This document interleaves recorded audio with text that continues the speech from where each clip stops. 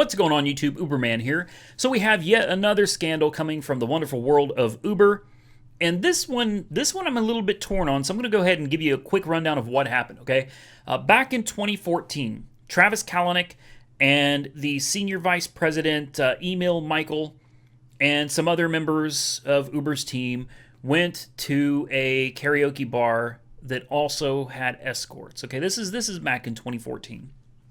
Now, they apparently picked out women that they liked to do karaoke with or something out of a lineup, and the women were numbered. You know, like cattle is what comes to mind when I think of picking things out that have numbers on them. You know, an auction for cattle or farm equipment, or not so good, right? This is the last thing the company really needed.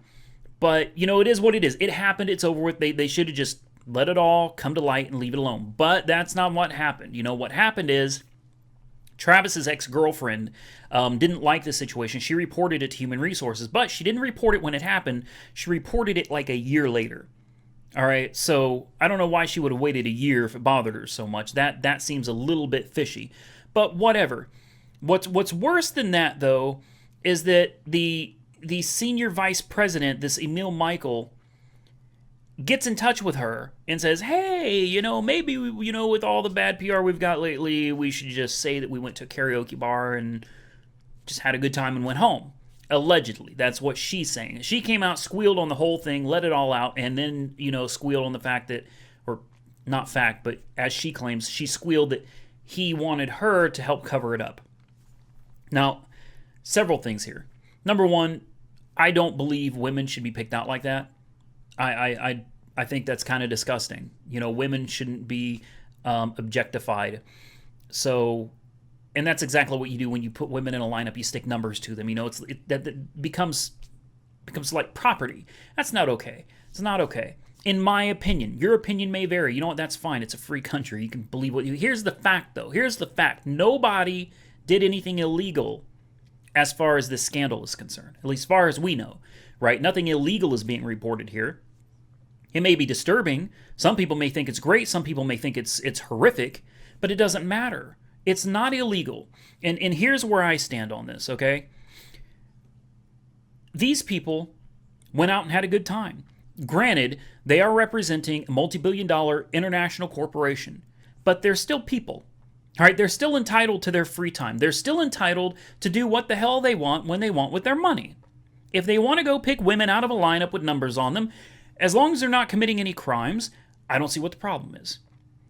You shouldn't be judged entirely based upon what you do in your spare time. Now, I know there's a lot of other things going on here, but people's reaction to this is just like, oh my God, I can't. It's like it was just uncovered that, you know, these people cut someone up with an axe or something in their spare time. It may not be what I would do with my money in my free time, but it's what they chose to do with theirs. And when you become this popular, does it suddenly mean that you're not entitled to do anything anymore, that you have to watch everything? I understand you got to be more cautious about what you do, but shouldn't you still be entitled to your free time to do what you want as long as it's legal with your money and your time? I don't know. In any case, it is what it is. They shouldn't have attempted to cover it up, you know. And it's Travis hired the former Attorney General of the United States to head this investigation into all this misconduct going on within the company. Did he not think for a moment that maybe this would pop up? I would have, and it would have been one of those things. You know what? I would have a statement ready. I'm ashamed of what I did, yada, yada, yada. I'm embarrassed. I shouldn't have done it, blah, blah, blah. Write it up before the investigation even starts. Hope it doesn't come out, but understand that it probably will, and then apologize for it and move on.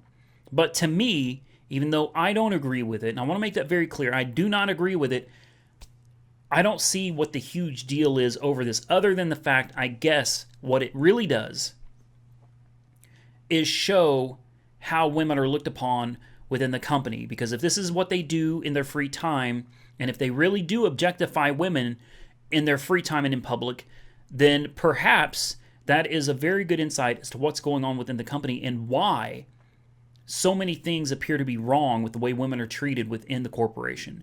Now, that I understand, that I agree with, and that is where I see that this is a very valid article. And it's on Engadget. I'll put a link in the description if you want to read it for yourself. It absolutely could show a real problem within the company, because the problem may very well be stemming from Travis Kalanick himself and the way he views women.